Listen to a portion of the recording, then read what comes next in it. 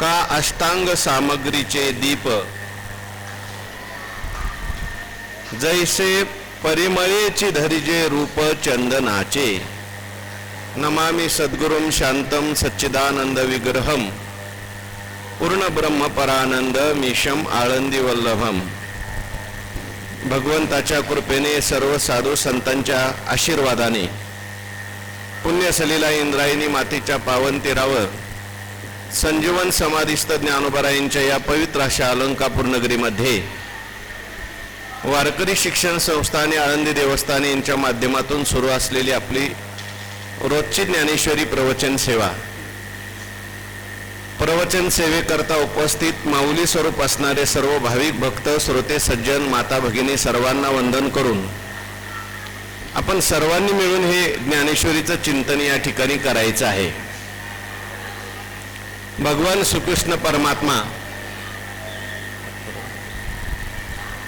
अर्जुनाचं निमित्त करून दिव्य असा गीतेचा उपदेश करतात। या गीतेच्या उपदेशामध्ये भगवान श्रीकृष्ण परमात्म्याने 6व्या अध्यायामध्ये योग सांगितलेला आहे आणि या योगाचा विस्तार संत श्रेष्ठ ज्ञानेश्वर महाराजांनी खूप केलेला आहे। कारण योग हा ज्ञानेश्वर महाराजांच्या आवडीचा विषय आहे। योगाचं वर्णन चालू आहे।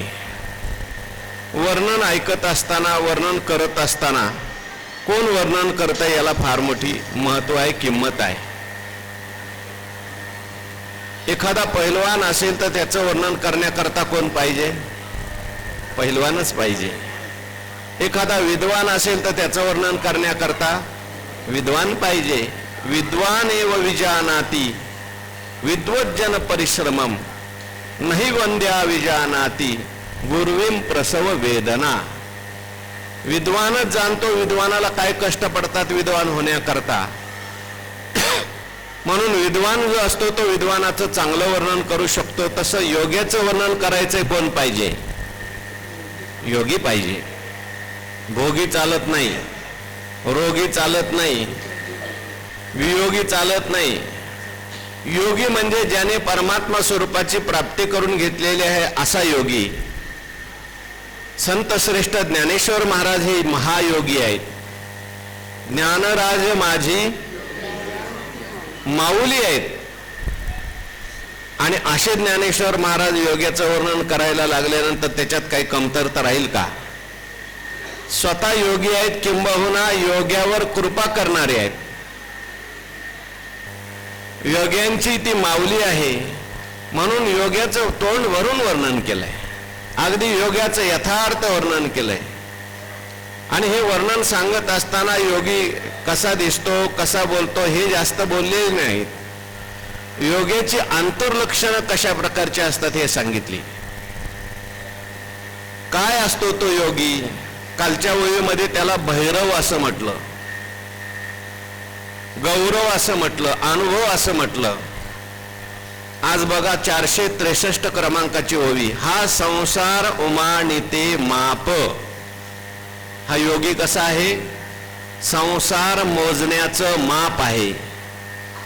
हा अष्टांग सामग्रीचे दीप, अष्टांग सामग्री आहे, त्याचा दिवा आहे, दीपदर्शक आहे। जैसे परिमळेची धरिजे रूप चंदनाची। जणू काय परिमळ म्हणजे सुगंध, त्या सुगंधाने चंदनाचं रूप धारण केलेलं आहे, असा हा सरळ अर्थ आहे ओवीचा। पहिल्या चरणामध्ये ज्ञानेश्वर महाराज सांगतात, हा संसार उमानिते माप। संसार मोजण्याचं माप म्हणजे योगी आहे। आता संसार मोजण्याचं माप म्हणजे योगी। संसार म्हणजे मोजण्यासारखा आहे का हो? संसार मोजण्यासारखा आहे? किती मोठा संसार आहे, तुम्ही त्या संसाराचं वर्णन 15व्या अध्यायात ऐका।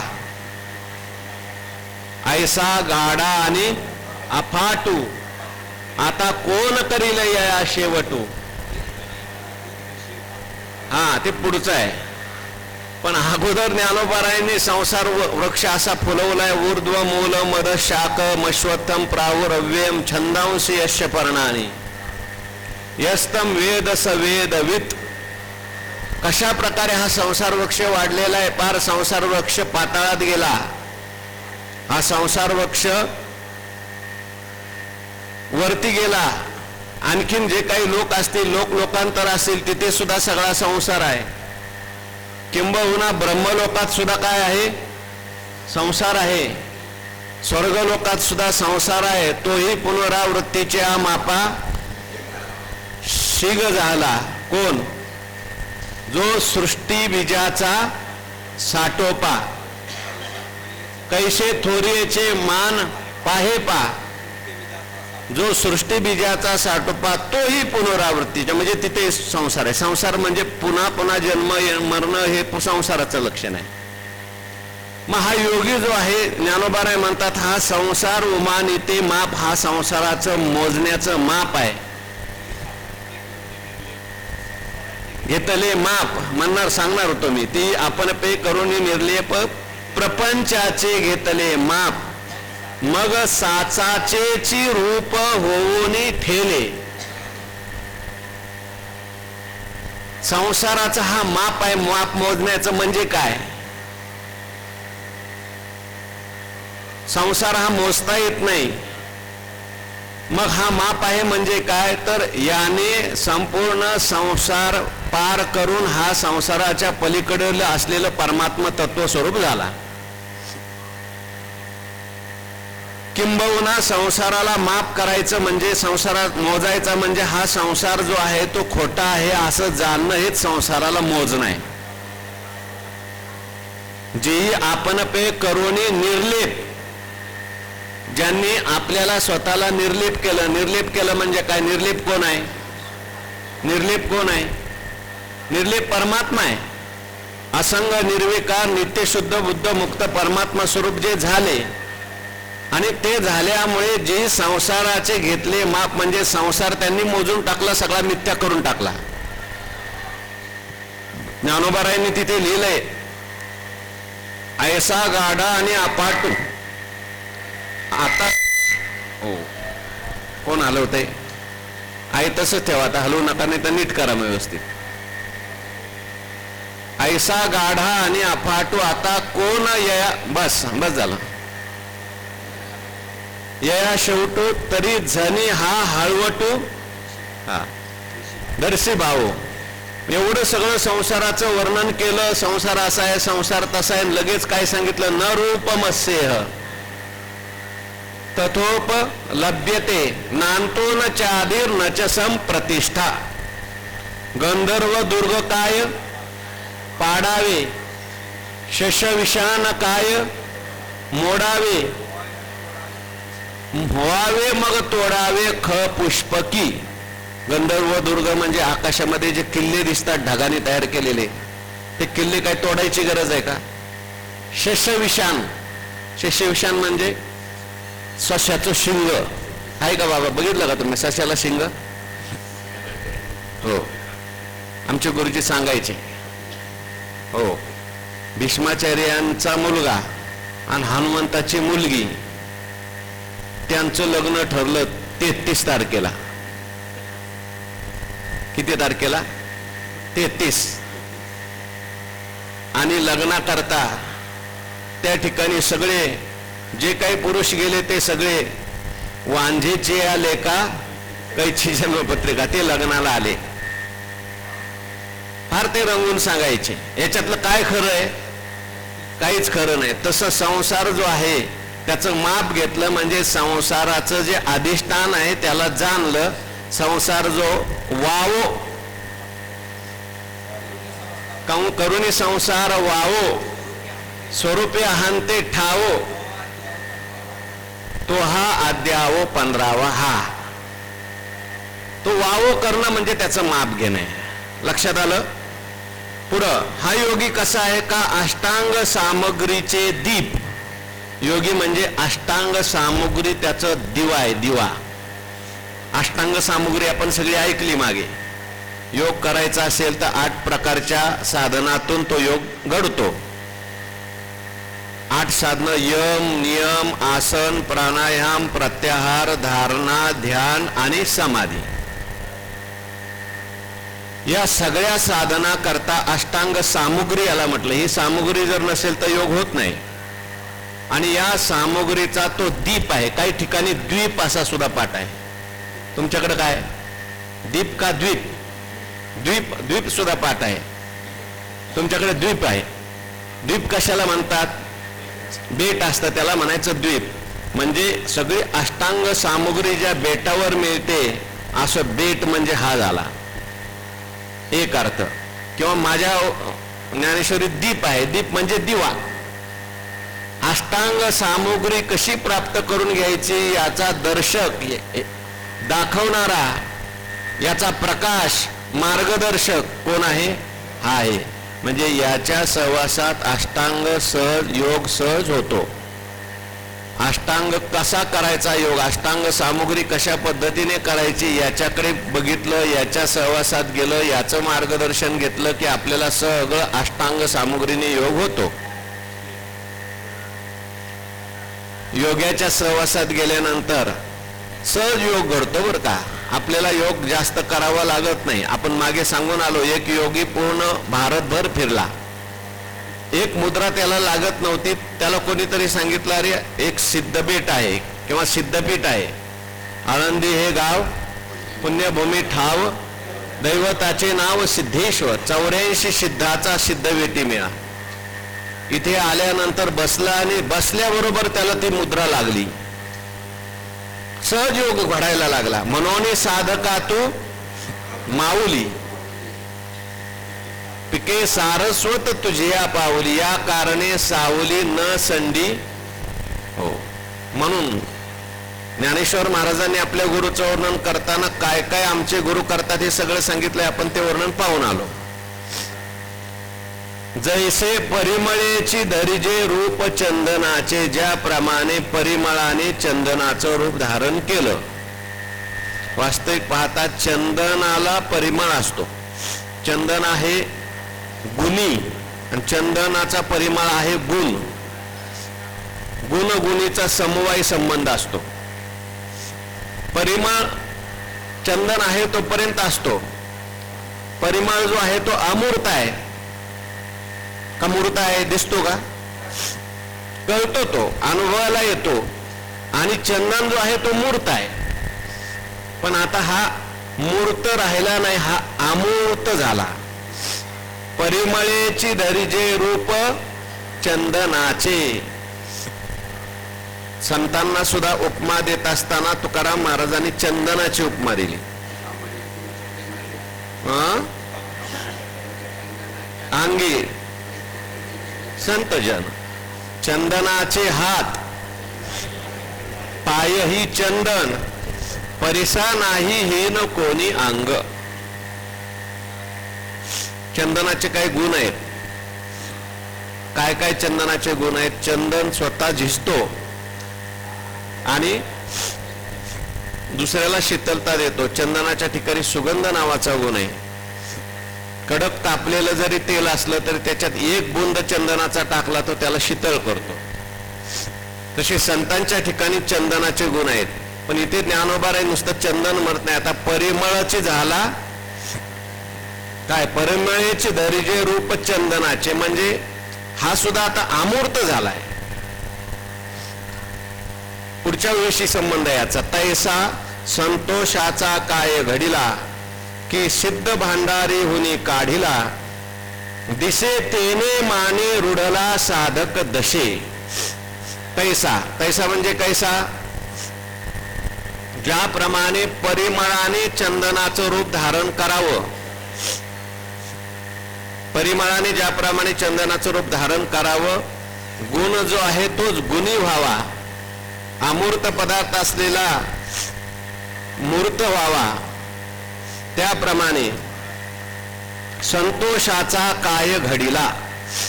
वास्तविक पाहता संतोष जो असतो तो कुठे असतो? मनामध्ये असतो, शरीरामध्ये असतो. पण आता त्याच्या ठिकाणी वास्तविक पाहता ज्ञानोबा राय म्हणतात जसं काय तो संतोषाचाच घडलेला आहे. म्हणजे आता संतोष सोडून दुसरं त्याच्याकडे काही नाही, तो संतोष स्वरूप झाला, संतोषाचा गाभारा. हा, पुरे न मनवेची धनुर्धरा आरोगिता. किती संतोष, निरुपचार संतोष. संतुष्ट सततम योगी. तिथे तरी योगी आहे आणि संतोष आहे, म्हणजे कधीतरी योग्याचा आणि संतोषाचा वियोग होऊ शकतो. पण आता इथं ज्ञानेश्वर महाराज म्हणतात तो संतोषाचाची घडीला, संतोषाने तो वेगळा नाही राहिला.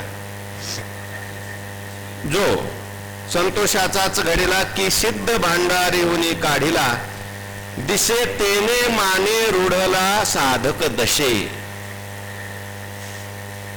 का सिद्ध भांडारी हुनी काढिला, जसं काय सिद्धांचं भांडार आहे. अनेक लोक सिद्ध आहेत आणि त्या सिद्ध लोकांचं भांडार, त्या भांडारातून एखादा सिद्ध बाजूला काढला. तसं हा योगी जो असतो तो बालपणामध्येच, लहानपणीच, बालपणीच सर्वज्ञता वरित आहे. बालपणी सगळी योगाची लक्षणं त्याच्या ठिकाणी दिसतात. अनेक जरी सिद्ध असतील, त्या सिद्धातून बाहेर जसा काढल्यासारखा तो दिसतो. ज्ञानेश्वर महाराज जेव्हा ज्ञानेश्वरी सांगायला बसले असतील, आपल्या डोळ्यासमोर चित्र आणा, कसे दिसत असतील. सिद्ध भांडारी होनी काढिला. अनेक लोक त्या ठिकाणी येत होते, ऋषीमुनी त्या ठिकाणी येत होते. पण अशा समाजामध्ये सुद्धा जेव्हा शब्द बाहेर पडायला लागले, माझा मराठाची बोलू कौतुके, अमृता तेही पैजा जिंके, ऐशी अक्षरे रशिके मेळवीन, ये मराठीची नगरी, ब्रह्मविद्येचा सुकाळू करी, घेणे देणे सुखचिवरी हो देई जगा. ती तेजस्वी मूर्ती पाहिल्यानंतर असं सगळ्यांना वाटलं हा सिद्ध भांडारावरून काढलेला आहे. सिद्ध लोकांच्या भांडारातून एक सिद्ध इथं आलेले आहेत. ज्ञानेश्वर महाराज म्हणजे काय सामान्य साधक होते का? उपजताची आणि हे वर्म जाणवणी. शुकाचार्य जेव्हा त्या सभेमध्ये आले, 16 वर्षाचे शुकाचार्य, तिथे हजारो वर्षाचे ऋषीमुनी होते, हजारो वर्षाचे ऋषीमुनी. पण शुकाचार्य आल्याबरोबर सगळे उठून उभे राहिले, उच्च आसन दिलं, सगळे समोर बसले. का? दर्शनाचे प्रशस्ती पुण्यपुरुष. दर्शनाच्या प्रशस्तीमध्ये दर्शन केल्याबरोबर आपल्याला प्रशस्ती, समाधान प्राप्त होतं. संभ्रमाचे आहे ते जैसा स्नेहोची अभिव्यक्ती. दर्शनाचे प्रशस्ती पुण्यपुरुष. तेव्हा दिसे तेने माने रूढला साधक दशे. साधक दशेतच त्याप्रमाणे रूढलेला दिसतो. जरी त्याची साधक दशा असली तरी तो साधकासारखा दिसत नाही, सिद्धच दिसतो. नाथ महाराज लहानपणी जरी दिसत असले, साधक दशेत जरी असले तरी ते सिद्धच होते. सिद्धाची लक्षणं सगळी त्यांच्या ठिकाणी होती, म्हणून तसे त्या ठिकाणी दिसत होते. ते आनंदाचे अनुकार. बोला, सुखाचे अंकुर की महाबोधे विहार केले जैसे. ज्ञानोबाराय बोलतात, जे विवेकाचे गाव की परब्रह्मेचे स्वभाव, अलंकारिले अवयव ब्रह्मविद्येचे, ते सत्वाचे सात्विक, चैतन्याचे अंगिक, हे बहु असो एक एक वानसी, काही ते चालते ज्ञानाचे बिंब. सगळं वर्णन आपण मागे पाहून आलो. असा तो योगी आहे. हा योगी झाला, पण कसा झाला? एका दिवसात झाला का हो? एका महिन्यात झाला? एका वर्षात झाला? एका जन्मात झाला? पुढे सांगतात, प्रयत्नाद यतमानस्तु योगी संशुद्ध किल्बिषः अनेक जन्म संसिद्धस्ततो याति परांगतिम. किती जन्म सांगितले बघा. प्रयत्नात यतमानः म्हणजे त्याने खूप प्रयत्न केले. यतमान म्हणजे प्रयत्न करणारा, आणि आटोकाठीचे प्रयत्न असल्यामुळे त्याला प्रयत्नात यतमान असतो म्हटलं. योगी संशुद्ध किल्बिषः, तो जो योगी आहे तो सम्यक प्रकारे शुद्ध झाला किल्मिशापासून. किल्मिश म्हणजे मल असेल, विक्षेप असेल, पाप असेल, रागद्वेष असतील, हे सगळं अज्ञान असेल किल्मिश, हे त्याने शुद्ध केलंय. पण कधी केलं? अनेक जन्म संसिद्ध, अनेक जन्म. ततो याती परामगतीन. आणि मग अनेक जन्म केल्यानंतर मग पुढे त्याला परागती प्राप्त होते. जेवढे साधू संत झाले त्यांनी आपली पूर्वीची काही परंपरा सांगितलेली आहे. एका जन्मात होत नाही. ज्ञानेश्वर महाराज एका जन्मात नाही, तुकाराम महाराज एका जन्मात नाही. तुकाराम महाराज किती किती जन्मात काय काय भक्त होते ते सगळं आपण पाहून आलो मागे. जनाबाईने आपले जन्म सांगितले ते आपण पाहून आलो. अगोदर कोण होते सगळं सांगितलंय. अहो, ज्ञानेश्वर महाराजांनी ज्या रेड्याचा उद्धार केला त्याचे किती जन्म सांगितले? 3. पहिला कोण? घोडा, नंतर धेडा आणि नंतर रेडा. पहिला घोडा होता. कुठे घोडा होता? कुठेही घोडा तो होत नाही. त्या अंबाजोगाईला एक राजा होता. काय म्हणले? तेच. तो राजा असा होता की तो साधूला म्हणायचा, साधूंना बोलवायचा आणि साधूंना सांगायचा ब्रह्मज्ञान सांगा. साधू जर म्हणले मला काही सांगता येत नाही बाबा, ब्रह्म दाखवा म्हणायचा. मला काय दाखवता येत नाही. मग म्हटलं साधू व्हायचं नाही, चला हातात टिकाव घ्या, फावडं घ्या, तळ खोदायला जा. आता कोणी तसा राजा नाही म्हणून बरं आहे आपलं काम. ब्रह्म सांगा, दाखवा म्हणायचा. तुम्ही ज्या ब्रह्माबद्दल बोलता ब्रह्म दाखवा. अनेक साधू त्या ठिकाणी तसे कामाला लावले. मुकुंदराज स्वामी फिरत फिरत तिथे आले आणि आल्यानंतर त्यांच्या कानावर ही बातमी गेली, हा राजा दुष्ट आहे. आता साधू झाला का लगेच त्याला काय ब्रह्म दिसतं का? आणि ब्रह्म दाखवता येतं का? अहो, काही साधक असतात, काही सिद्ध असतात, काही प्रयत्न करत असतात. पण हा राजा मात्र सगळ्यांना कामाला लावतो, साधूची निर्भत्सना करतो. वाईट वाटलं मुकुंदराज स्वामीला. सगळे साधू म्हणायला लागले आता काय आमच्या नशिबात हे आलंय. मुकुंदराज स्वामीने ते जे काही साधू होते त्यांना सांगितलं काही काम करू नका, द्या सोडून. म्हटलं हे सगळं तुम्ही आपलं नामस्मरण करा, चिंतन करा, साधना करा. ते म्हटले नाही नाही, हे खोरं आणि टिकाव फावडं जर आम्ही सोडून दिलं राजाला कळलं तर राजा आम्हाला आणखीन शिक्षा करील. ते म्हटले काय गरज नाही, तुम्ही माझ्याकडे या. हे काम कोण करणार? म्हटले काम टिकाव आणि फावडं करील. ते मुकुंदराज स्वामी असे सिद्ध होते की ते टिकाव फावडं आपोआप चालायचं आणि ते काम आपोआप व्हायला लागली. राजाच्या कानावर बातमी गेली, कोणीतरी सिद्ध महात्मा आपल्याकडे आला, ज्याच्या आज्ञेने जड वस्तू सुद्धा काम करतात. दर्शनाला आला. महाराज काय आपली आज्ञा आहे, काय सेवा करू? त्यांनी सांगितलं सेवा नाही, तू दुष्ट आहेस. साधू लोकांना तू काम करायला लावतो, साधू लोकांची निर्भत्सना करतो. म्हटले महाराज माझी एक इच्छा आहे, मी माफी मागतो, हे करणार नाही, परंतु मला ब्रह्म ज्ञानाची इच्छा आहे. यांना मी तेच विचारलं, मला ब्रह्मज्ञान सांगा. हे सांगू शकले नाहीत. त्या ठिकाणी तुम्ही ब्रह्मज्ञान सांगा. तेव्हा राजाला त्या मुकुंदराज स्वामीने सांगितलं तुझा घोडा घेऊन ये. तो त्याचा घोडा बोलवला गेला आणि मग घोडा आणल्यानंतर राजाला पहिल्यांदा त्याने छड्या मारल्या. तर राजाला छड्या मारल्यानंतर राजाची शुद्धी झाली सगळी.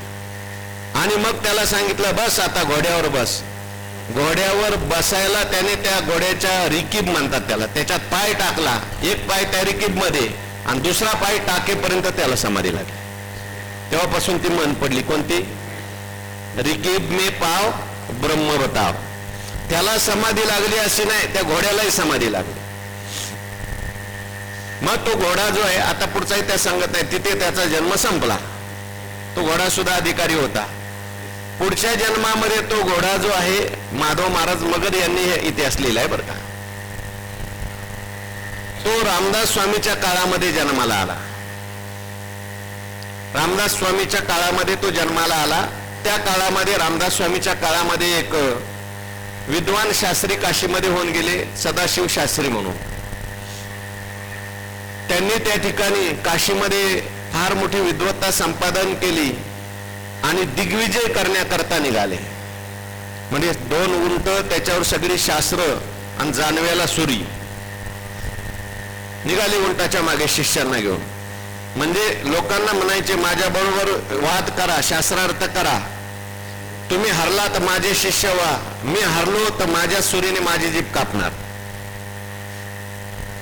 अनेक विद्वानांना हरवत हरवत महाराष्ट्रात आले. महाराष्ट्रात आल्यानंतर शिवाजी महाराजांचे गुरु जे होते, शिवाजी महाराजांच्याकडे जे पुरोहित होते गागा भट्ट, त्यांना हरवलं त्याने. ते म्हटले अरे माझ्यासारख्या सामान्य माणसाला काय हरवतोय, रामदास स्वामी महाराजांचे सारखे सत्पुरुष इथे आहेत त्यांना हरव. मग तो रामदास स्वामी महाराजांना हरवण्याकरता म्हणून रामदास स्वामींना निरोप पाठवला. सज्जनगडावर गेला. स्वामी महाराज मला तुमच्यावर वाद करायचा आहे, मी काशीवरून आलो. स्वामी महाराज म्हटले बाबा मी अज्ञानी मनुष्य आहे, मी भक्त रामाचा भक्त आहे, रामराम म्हणतो, कुठं माझ्याबरोबर वाद करत बसतो. आम्ही वाद करत नाही. नारद महर्षींनी आपल्याला सांगून ठेवलंय वादो नावलंब्या, हा साधकाने भक्ताने वादाच्या भानगडीत जास्त पडू नये. पण आता जो तो समोरचा होता तो ऐकायला तयार नाही. तसं नाही म्हटले, सगळ्या जगाचे गुरु शिवाजी महाराज तुम्हाला गुरु मानतात, माझ्याबरोबर वाद करावा लागेल. आता रामदास स्वामीचा नाईलाज झाला. रामदास स्वामींनी रस्त्याने एक मोळी घेऊन चाललेला होता, मोळी विका, आणि तेच होता तो. रामदास स्वामी त्याला हाक मारली, म्हटली इकडे. आल्यानंतर तो जवळ बोलवला. जवळ बोलल्यानंतर कल्याण स्वामीला आपल्या हातातली कोबडी दिली आणि सांगितलं एक रेषा ओढ. रेषा ओढली. त्याला विचारलं तू कोण आहेस? तो म्हटला मी आपला एक मोळी विके आहे, मी अंतेज आहे, चांडाळ आहे, काही खातो काही पितो. ठीक आहे, ती रेषा पार कर, अलीकडे. अलीकडे आल्याबरोबर तो म्हणायला लागला आता मी क्षत्रिय आहे. आणखीन एक रेषा मार. अलीकडे आला. पुढे आल्यानंतर तो म्हणायला लागला मी आता ब्रह्मज्ञानी आहे, ज्ञानी आहे, मुक्त आहे. असं म्हटल्यानंतर रामदास स्वामी म्हटले त्या शास्त्रीला, म्हटले आता बोल, याच्याबरोबर काय वाद करायचा आहे तर कर. त्याच्याबरोबर त्या माणसाने त्यांना वादात हरवलं. रामदास स्वामीचे ते शिष्य झाले. तोही जन्म तिथे संपला. पहिला घोडा, नंतर धेडा, आणि नंतर मग जन्म प्राप्त झाला तो रेडा. त्या रेड्याच्या जन्मामध्ये कोणताही रेडा ज्ञानेश्वर महाराजांनी बोलवला नाही. बर, रेडा बोलवल्यानंतर त्याला समाधी लागत होती. तो सारखा वेद म्हणत होता. म्हणजे सामान्य रेडा असेल का तो? अनेक जन्म संसिद्धीस ततो याती पराम गतीम. अनेक जन्म मागचे असतात. त्याने काय केलं? प्रयत्नात यतमान असतो. भगवान सांगतात प्रयत्नाची पराकाष्ठा. काय योग मार्गामध्ये प्रयत्नाला फार किंमत आहे. बाकीच्या मार्गामध्ये थोडेसे कमी प्रयत्न असले चालतील. योग जो आहे तो बिना प्रयत्नाशिवाय नाही. प्रयत्न म्हणजे अभ्यास.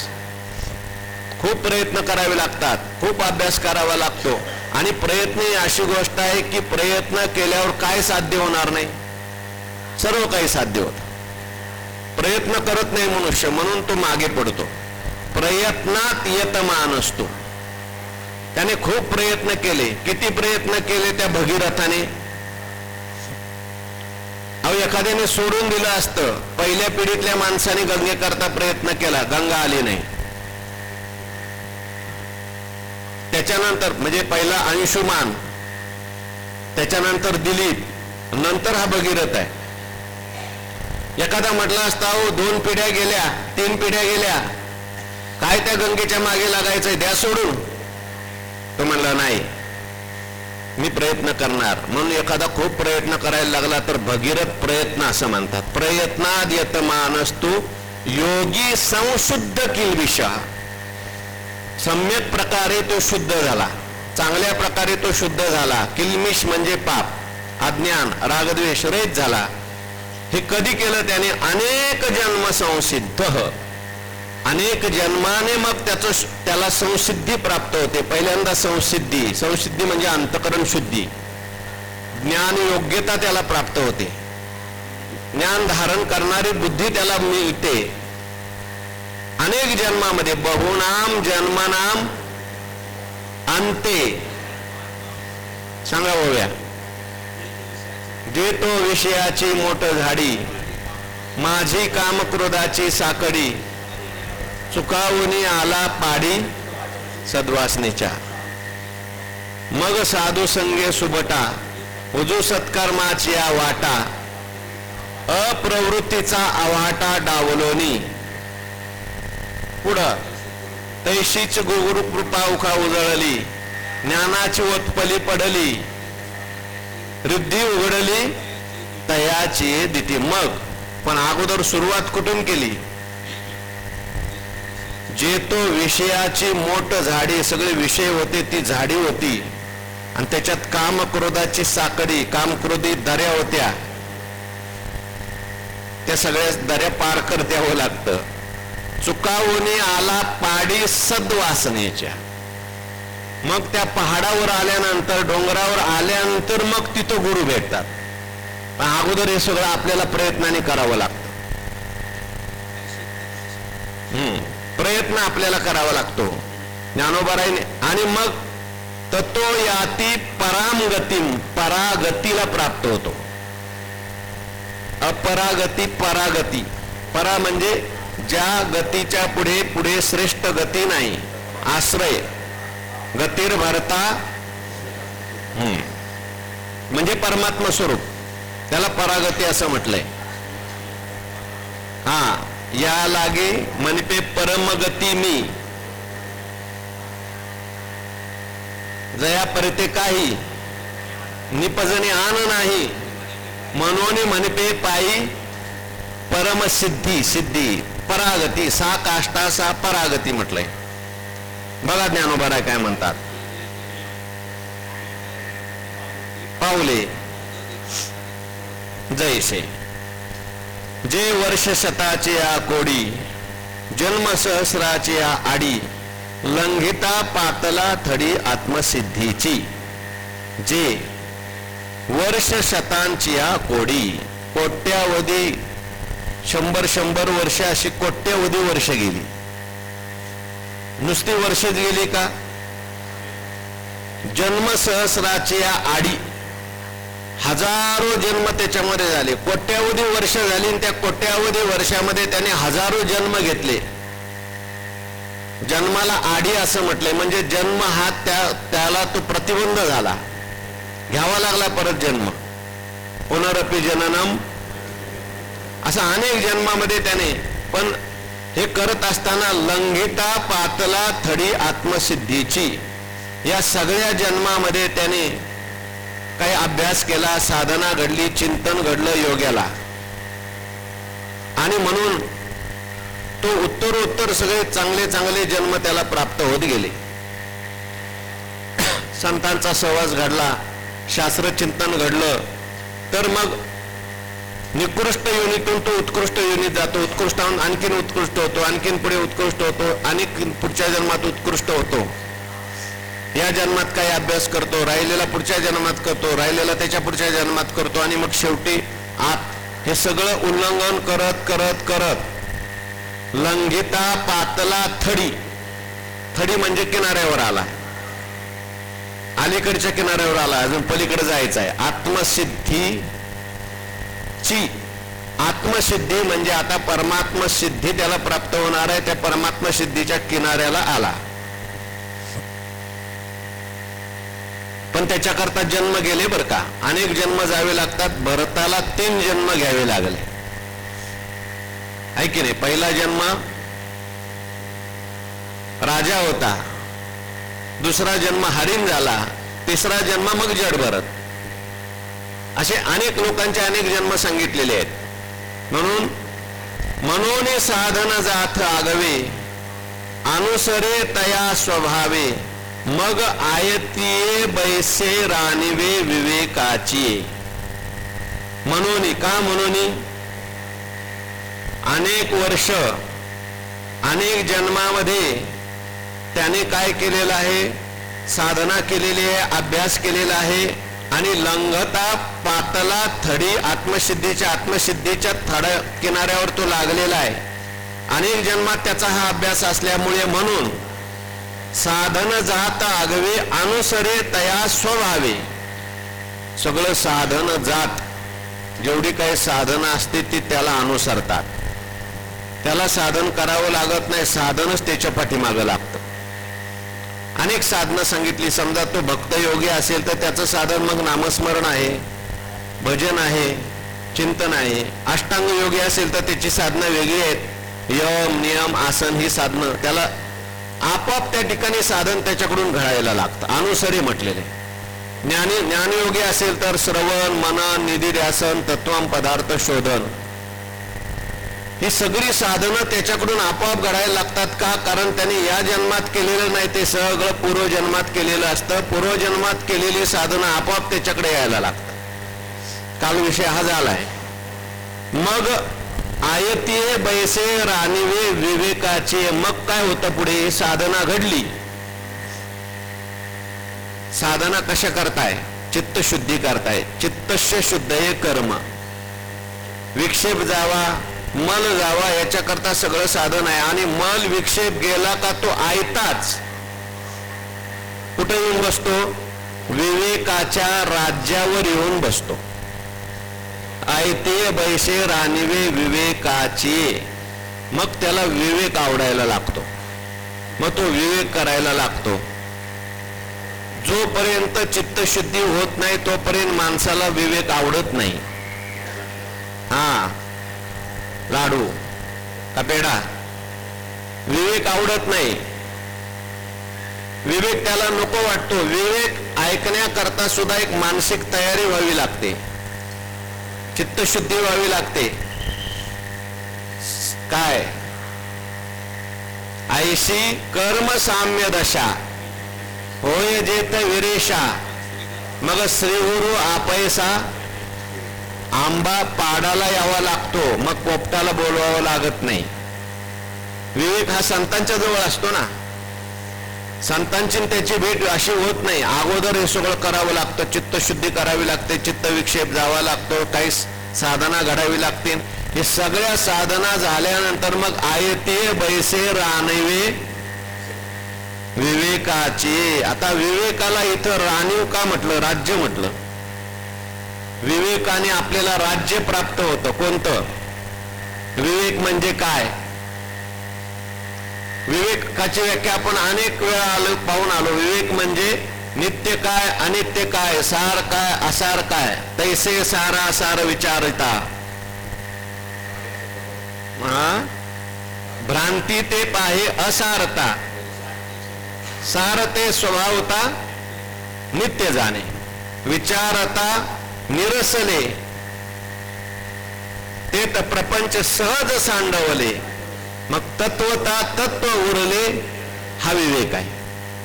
विवेक म्हणजे नित्य काय अनित्य काय नुसता विचार नाही, त्याच्यामध्ये नित्य असलेल्या परमात्मा स्वरूपाकार सारखी वृत्ती होणं याला विवेक म्हटलंय.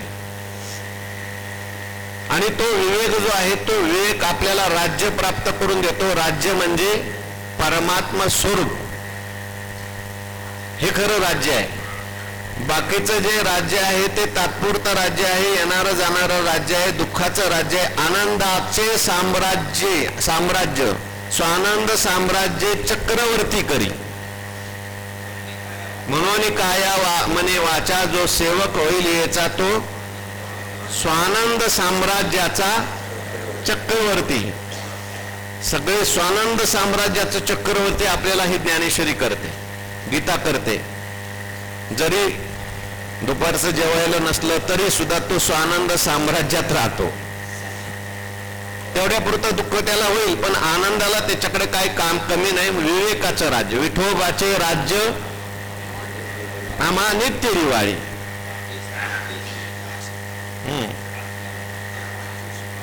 पट्टाभिषेकू देखा समरसे जाहला. पाठी आता पुढे काय होतं? आणखीन विचाररूपी राज्यात आला. तो विचार कुठे घेऊन जातो? त्या राज्यामध्ये काय काय असतं? पाठी विचारी तया वेगा तो विवेकुही ठाके मागा. मग अविचारणीयते अंगा घडोनी जाय. पुढे हा विचार जो आहे, विचार आपल्याला घेऊन जातो कुठपर्यंत? परमात्मा स्वरूपापर्यंत घेऊन जातो. पाठी विचारितया वेगाने तो विचार करायला लागला. क्षणोक्षणा हाची करावा विचार. खूप त्याने विचार केला. निरखित गेली येवो. काय निरखत गेली? पंचकोशाचा विवेक केला, 3 अवस्थाचा विवेक केला, देहासंबंधी विवेक केला. हा स्थूल देह मी आहे का? सूक्ष्म देह मी आहे का? कारण देह मी आहे का? मन मी आहे का? बुद्धी मी आहे का? याचा सगळ्याचा विचार. क्षणोक्षणा हाची करावा विचार. हे सगळं नित्य आहे का अनित्य आहे? हे सगळं दृश्य आहे का द्रष्टा आहे? दृश्य आहे. आणि जे दृश्यम तन नष्टम तन अनित्यम. जे दृश्य असतं, जे जाणलं जातं ते सगळं अनित्य असतं. आणि याला सगळ्याला जाणणारा जो आहे तो मात्र एक आहे, नित्य आहे, असंग आहे आणि ते जीवाचं स्वरूप आहे. असा तो विचार करतो. तो विवेक इथपर्यंत विवेक झाला, पण तो विवेक तरी शेवटपर्यंत राहतो का? विवेक सुद्धा शेवटपर्यंत राहत नाही बरं का. तो काय करतो? तो परमात्मा आपल्याला दाखवतो आणि दाखवल्यानंतर तो हे मागे फिरतो. जाणीव जेतन रिगे विचार माऊता पावली निगे तरकू अंगी नेगे आईनी जयाच्या. अर्जुना तया नाव ज्ञान एर प्रपंच हे विज्ञान सद्य बुद्धी ते अज्ञान हे जाण. काय सुरुवात आहे? जाणीव जेत न रिगे. तिथे जाणीव चालत नाही, जाणीव नाही तिथे. जाणीव रहित जाणीव आहे. ज्ञातृज्ञेयावीन नुसधेची जे ज्ञान. जाणीव नेणीव भगवंती आहे. एक असते नेणीव आणि दुसरी असते जाणीव. नेणीव म्हणजे मी परमात्म्याला जाणत नाही, मी अज्ञानी आहे, असं काही लोक म्हणतात. आणि काही लोक म्हणतात मी ज्ञानी आहे. अज्ञानी आणि हा ज्ञानी, हा अज्ञानी आणि हा ज्ञानी, हे दोन्ही तिथं नाही. आठव गेले भावा भाव झाला स्वयमेव पांडुरंग. पण अज्ञान घालवण्याकरता ज्ञान आणावं लागतं. नाही तर ज्ञानी नाही म्हटल्यानंतर मला ज्ञानच नको असं म्हणून लगेच चालत नाही. ज्ञानाचा अभिमान नाही. मी देहा ही वृत्ती घालवण्याकरता मी ब्रह्मा ही वृत्ती आणायची, पण ही वृत्ती सुद्धा पुढे शांत व्हावी लागते आणि ती शांत झाली तरच मग खरं स्वरूप आपल्याला प्राप्त होतं. म्हणे परिसनयाच्या राया ऐके बा धनंजया जळे. किंवा अज्ञान ज्ञाने नेले, आपण वस्तू देऊन गेले, ऐसे जाणवे विन उरले जाणते जे. बरोबर आहे का? माझं पहिलं पाठ असतं फक्त एकटो. किंवा अज्ञान ज्ञाने नेलिया ज्ञाने कीर्तिमुखत्व केलिया जैसा वन्नी काष्ट जाळून या सोये. ही अवस्था जी आहे ते विचार कशा करता चालला आपला? पाठी विचार तिया वेगा तो विवेकही ठाके मागा. तो विवेक सुद्धा मागच थांबतो. तो म्हणतो आता जा, आता दरवाज्यातून आत मला नाही येता येत म्हणतो. तिथपर्यंत आला बिचारा, माऊलीच्या समाधीपर्यंत आपल्या बरोबर आला. चला मी तुम्हाला माऊली दाखवतो, चला मी तुम्हाला माऊली दाखवतो असं म्हणत आला. आणि मग दरवाज्यातून गाभाऱ्यातून आत जाताना तो म्हणला ते तिकडे माऊली आहेत, आता मी इथंच थांबतो. आणि आता तू इथंच थांब, माऊली भेटायची असेल तर. तो म्हणजे अहंकार, विचार, जाणीव, ही सगळी काय विचार विवेकही ठाके मागा. मग मग पुढं काय होतं? अविचारणीय ते अंगा घडवून जाय.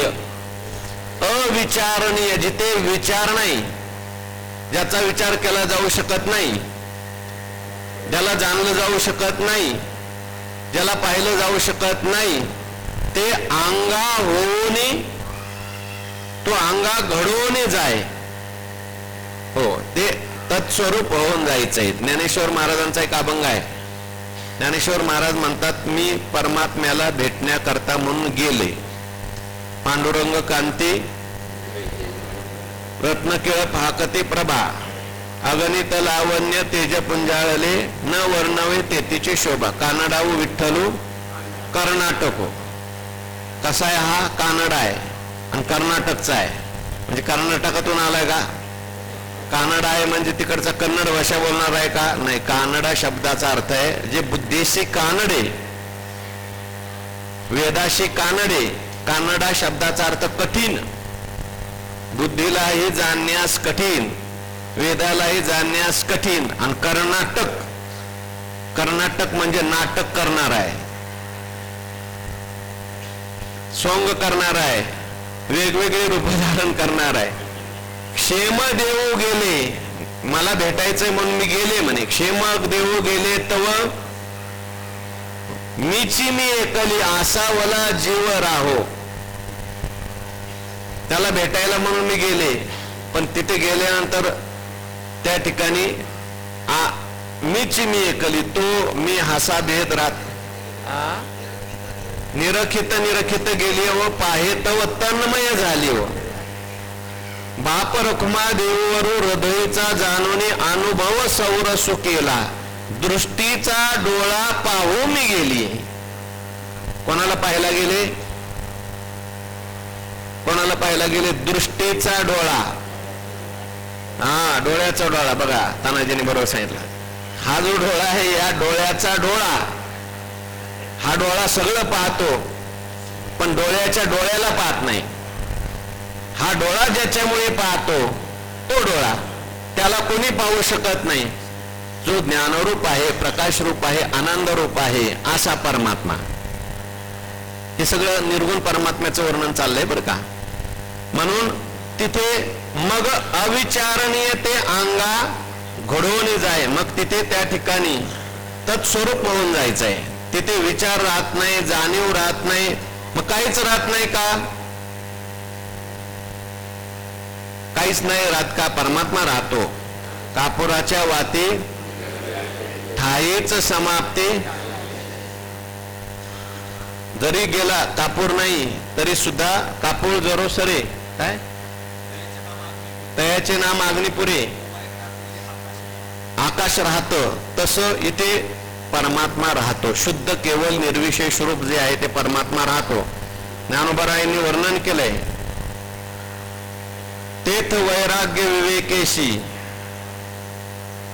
बोला. तेथ वैराग्य विवेकेशी आटे बंद मोक्षेशी वृत्ती ते आवृत्तीशी बुडवून जाये. 18वा अध्याय. किंवा ज्ञानोबराय अमृतानुभवामध्ये बोलतात, येथे निर्धारेशी विचारू निमोने झाला साचारू स्वामीच्या संकटी शुरू सुभटू जैसा. एखादा सुभटू आहे, चांगला योद्धा आहे, जीवा उदार होऊन लढणार आहे, आधी लगीन कोंडाण्याचे असा आहे. ज्ञानोबा म्हणतात स्वामीच्या संकटी शुरू सुभटू जैसा. स्वामीवर संकट आलंय आणि मग तो पुढे होतो आणि तो स्वतः मरतो पण स्वामीला वाचवतो. तसा विचार स्वतः नष्ट होतो, परमात्मा दाखवतो. श्रुती स्वतःला मिथ्या करते आणि परमात्मा स्वरूप दाखवते. म्हणून खरी श्रुती प्रमाण आहे. ती म्हणते मला सुद्धा खरं समजू नका. विचार म्हणतो मी सुद्धा खरा नाही, मी तिथपर्यंत येण्याचं काम करतो. माझं काम अविचार घालवण्याचं आहे. मी सुद्धा परमात्म्याला दाखवू शकत नाही. काय दाखवणार आहे त्याला? तो त्याच्या प्रकाशात मी आहे का माझ्या प्रकाशात तो आहे? मग तो सुद्धा बाजूला सरतो. म्हणून तो प्रामाणिक ठरला. स्वामीच्या संकटी शुरू सुभटू जैसा. काय ज्ञानोबारांनी उदाहरण दिलं बघा. एखादा चांगला योद्धा आपण मरतो आणि स्वामीची रक्षा करतो, तशी ही सगळी जी शास्त्र आहेत ती सगळी स्वतः त्या ठिकाणी मिथ्या होतात आणि परमात्मा स्वरूपाचं दर्शन करून देतात. म्हणून तेथ मनाचे मेहुडे विरे. आता हे सगळं परमात्मा स्वरूपाचं वर्णन सुरू झालं बघा. तेथ मनाचे मेहुडे विरे पवनाचे पवनपण सरे आपणया आपण मुरे आकाशही. त्या स्वरूपाच्या ठिकाणी मनाचे मेहुडे विरे म्हणजे मनाचा ठिकाणी मनरूपी ढग जो आहे, मनरूपी मेघ जो आहे तो नाहीसा होतो.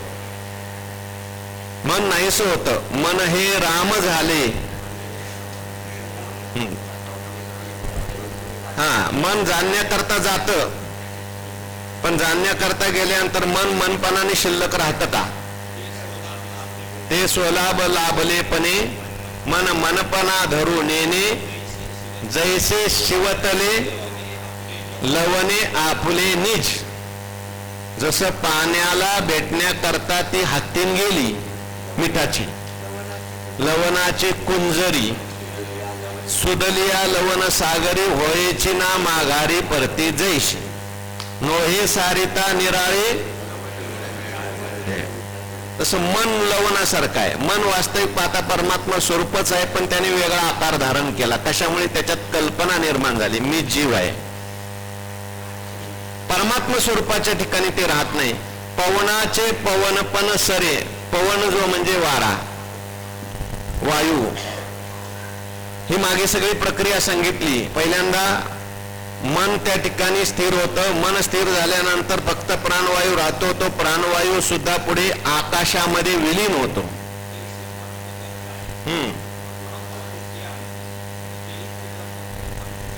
देहीच ब्रह्म होय अनुभवे तो. मन मुद्दल आहे आणि व्याज मग पुढं दुसरं आहे. मन हे पहिलं भांडवल आहे ना, मुद्दल भांडवल. मनच जर नसतं तर पुढचं काहीच नाही. मग बंध नाही, मोक्ष नाही, जन्म नाही, मरण नाही. पण बरोबर, सर्व सिद्धीचे कारण. आपण आपण मुरे आकाशही. मग पुढे आकाश तरी शिल्लक राहतं का तिथे परमात्मा स्वरूपाच्या ठिकाणी? मन नाही, वायू नाही, आकाश आपल्यामध्येच ते विरून जातं. म्हणजे परमात्मा स्वरूपामध्ये हे सगळं जातं.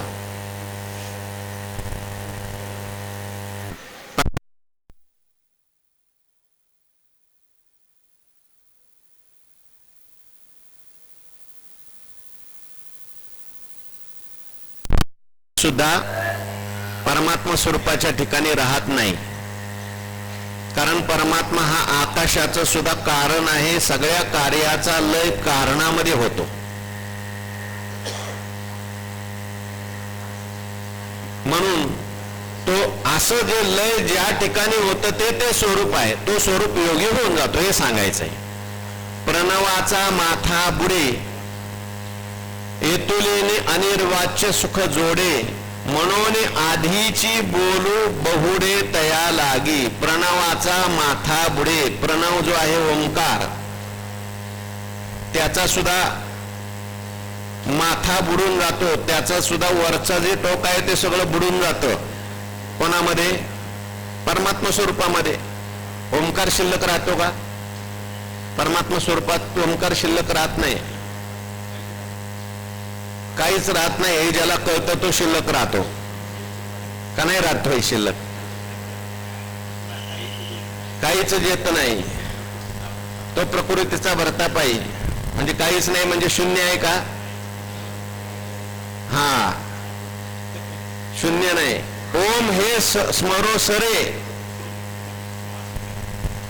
आणि तेथेची प्राणू पुरे मग प्रणवांती उरे पूर्ण घन जे.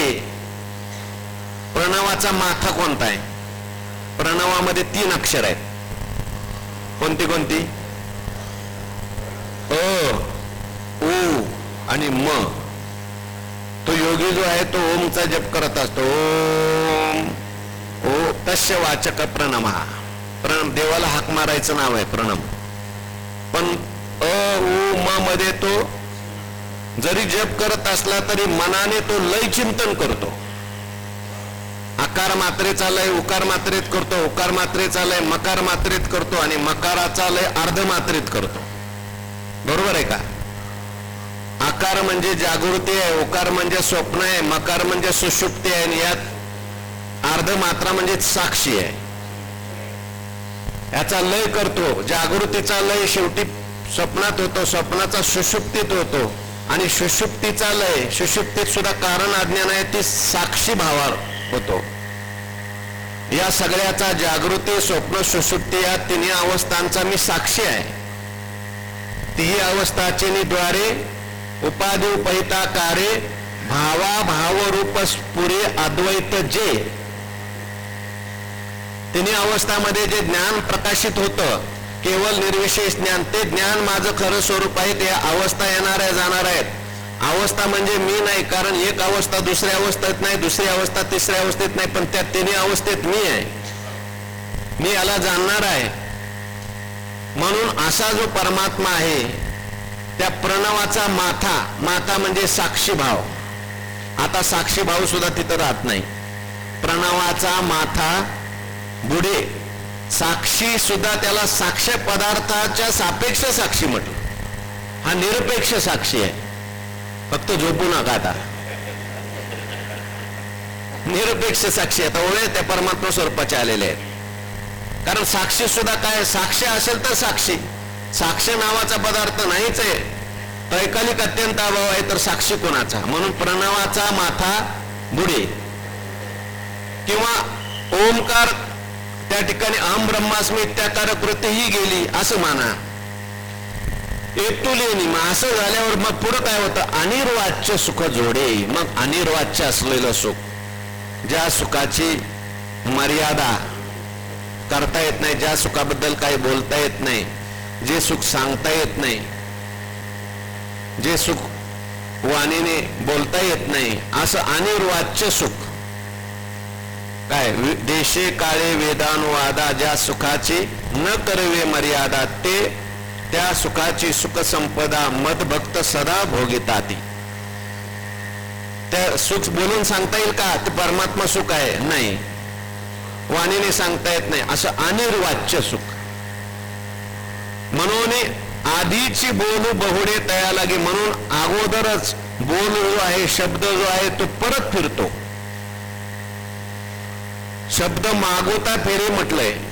शब्द तिथे जात नाही. श्रुती नेती नेती म्हणती एको गोविंदो रे. जैसे न सांगणे वरी बाळापतीशी रूप करी, बोल निमालेपणे विवरी अचर्चाते. तो शब्द जो आहे तो मागे फिरतो आणि परमात्मा स्वरूपाची प्राप्ती होते. मौनगा राशी तुझे नाव, आता स्तोत्री के बांधू हाव, भजो काही ऐशी ब्रह्माची स्थिती, जे सकळा गतीशी गती, तया अमूर्ताची मूर्ती होऊन ठाके. अशा प्रकारे ब्रह्माची स्थिती आहे. ही ब्रह्माची स्थिती आहे बरं का, म्हणजे परमात्म्याची स्थिती आहे. ब्रह्म व्यापक आहे. व्यापक असलेल्या परमात्म्याची ही स्थिती आहे. स्थिती आहे म्हणजे वस्तुस्थिती आहे. अभ्यासाने प्राप्त झालेली स्थिती नाही, वस्तुस्थिती. जे सकळा गतीशी गती, सगळ्या गतींची गती ती आहे. म्हणजे कुठली गती जरी असली जीवनामध्ये, कोणतंही साधन करायचं असलं तर शेवटी कुठं जायचंय? तिथं जायचंय. जसं गंगेची गती जर काय असेल तर त्या ठिकाणी समुद्र आहे, तसं कोणतंही साधन तुम्ही करा, कुठं जायचंय? शेवटी इथे जायचंय. गतीर भरता प्रभू साक्षी. भगवान परमात्मा म्हणतात मी सगळ्यांची गती आहे, सगळ्यांचा आश्रय आहे, सगळ्यांचं निवासस्थान आहे. म्हणून तया अमूर्ताची मूर्ती होऊन ठाके. अशा प्रकारे अमूर्ताची मूर्ती, अमूर्त असलेल्या परमात्म्याचं तो मूर्त स्वरूप आहे. जर दिसायला जरी तो मूर्त असला तरी तुकिता तुलनेशी ब्रह्म तुकाशी आले. त्या देहकी राथी लोकी तया सुखदुःखी म्हणती, परब्रह्मची. तुका भासला मानवी वेशधारी, परी हा लीला विग्रही निर्विकारी. ते जरी वर्तत दिसती देही, देहीना माझ्या ठाई, मी तयाच्या हृदयी समग्र असे. अशी स्थिती त्या योग्याला प्राप्त होते. आता उद्या प्रवचन होणार आहे. उद्याची प्रवचनाची वेळ 3 ते 4 आहे. परवापासून आपलं इथलं माऊलीच्या मंदिरातलं प्रवचन 7 दिवस बंद राहील. कारण सद्गुरू जोग महाराजांच्या पुण्यतिथीचा शताब्दी महोत्सव असल्यामुळे त्या नवीन संस्था वारकरी शिक्षण संस्था चाकण रोड या ठिकाणी सगळे कार्यक्रम होणार आहेत. वेगवेगळ्या प्रकारचे कार्यक्रम आहेत. सकाळी काकडा भजन आहे, दुपारी गाथा भजन आहे, ज्ञानेश्वरी पारायण आहे, प्रवचन आहे, रामायण आहे, नंतर जोग महाराज चरित्र आहे, सकाळी कीर्तन आहे, संध्याकाळी कीर्तन आहे. तेव्हा सगळ्या कार्यक्रमाचा लाभ घ्यायचा आहे. उद्याचं प्रवचन 3 वाजता. पुंडलिक